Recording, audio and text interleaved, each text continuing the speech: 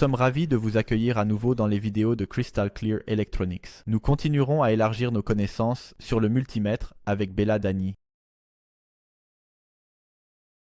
Après avoir appris sur la conception générale et le câblage correct du multimètre dans la vidéo précédente, nous allons d'abord examiner la mesure de la tension.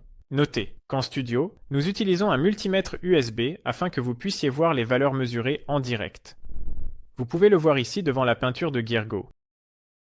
Commençons par le cas le plus simple, qui est la mesure de la tension continue. Nous pouvons mesurer la tension entre deux points. Dans ce cas, le multimètre est toujours connecté en parallèle avec les composants ou l'équipement à mesurer. Le voltmètre est considéré comme idéal, donc il fonctionne comme un circuit ouvert, aucun courant ne le traverse. En réalité, bien sûr, l'instrument de mesure ne se comporte pas comme un circuit ouvert idéal, mais comme une résistance de haute valeur, qui est généralement indiquée sur l'instrument par le fabricant. C'est 10 mégaohms dans le cas de mon multimètre.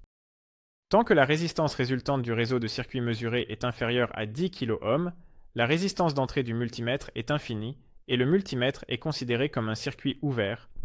Cependant, cette valeur dépend du type de multimètre. Que se passe-t-il si la résistance du composant que vous souhaitez mesurer est proche de la résistance du multimètre?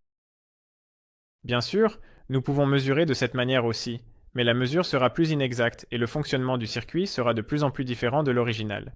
Nous discuterons de la raison et du contexte théorique plus tard, lorsque nous aborderons la connexion parallèle des résistances. Tournez le cadran rotatif de la position off vers la droite, dans le sens des aiguilles d'une montre. La tension continue peut être mesurée avec une limite de mesure de 20 watts. La limite de mesure doit être choisie de manière à être réglée sur la valeur la plus basse possible, qui est définitivement supérieure à la valeur à mesurer. De cette manière, nous pouvons mesurer avec la plus grande précision. La protection des multimètres numériques modernes contre les surtensions est généralement bonne. Si nous choisissons accidentellement une limite de mesure trop petite, alors aucun problème sérieux ne peut survenir. Dans ce cas, le multimètre avec 1 sur le côté gauche de l'affichage indique que le signal à mesurer est supérieur à la limite de mesure sélectionnée. Gergo, s'il te plaît, aide-moi, et commençons par mesurer la tension de notre petite alimentation de 12V. Je branche rapidement l'alimentation sur la plaque de prototypage.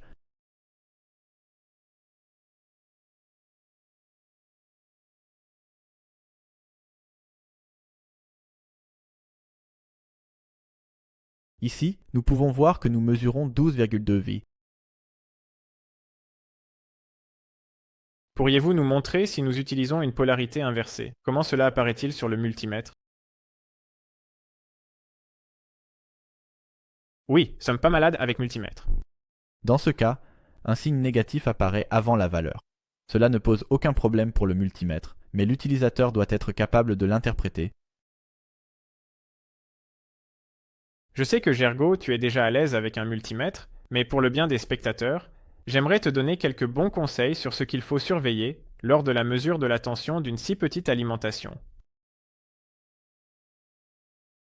Il est important de faire très attention à ne pas court-circuiter l'alimentation avec les pointes métalliques à l'extrémité des câbles de mesure, lors de la mesure entre des points proches les uns des autres. Veillez toujours à ce que la sonde ne touche que le point sélectionné dans le circuit.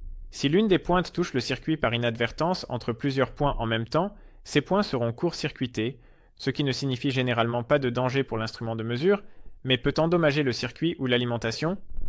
Si nous ne sommes pas sûrs, plaçons 2 fils sur la plaque de montage. Connectez-en un à la ligne négative, au rail, et l'autre à la ligne positive. Ensuite, touchez le câble de mesure noir à la borne négative et le rouge à la borne positive, ou à l'extrémité des fils nouvellement connectés correspondants. Assurez-vous que le contact entre le câble de mesure et le point mesuré est correct pendant la mesure. Si la valeur sur l'affichage fluctue de manière significative, le contact peut ne pas être correct. Si nous avons bien fait les choses, notre instrument afficherait environ 12 V. Dans mon cas, c'était 12,15 V. J'ajouterai seulement que les nouveaux types de multimètres sont équipés de ces pointes de mesure protectrices, et lorsque vous les mettez à l'extrémité du fil de mesure, la partie métallique qui dépasse est si petite qu'il y a très peu de chances de provoquer un court-circuit. Si vous le pouvez, utilisez toujours ces protecteurs de pointe isolants. Si nous avons cela, alors mesurez la tension à deux résistances connectées en série. Prenez deux résistances de 1 kΩ et connectez-les en série et à l'alimentation. Ensuite, mesurez la tension aux deux résistances. Mesurons la pression de la pluie à l'arrêt. Nous devons obtenir la même valeur que lors de la mesure précédente, l'alimentation.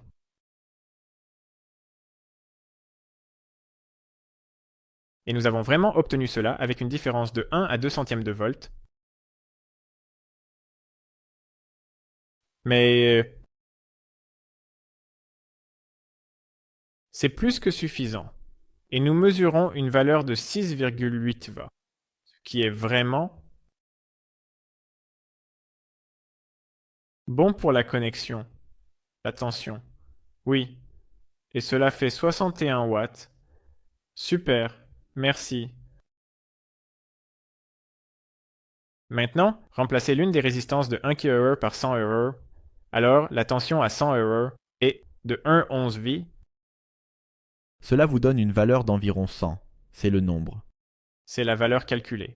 Maintenant, faisons la mesure et comparons les deux valeurs. Mesurons d'abord la source d'alimentation. Vous pouvez le voir ici. Ensuite, mesurez la tension à travers la résistance de 100 ohms.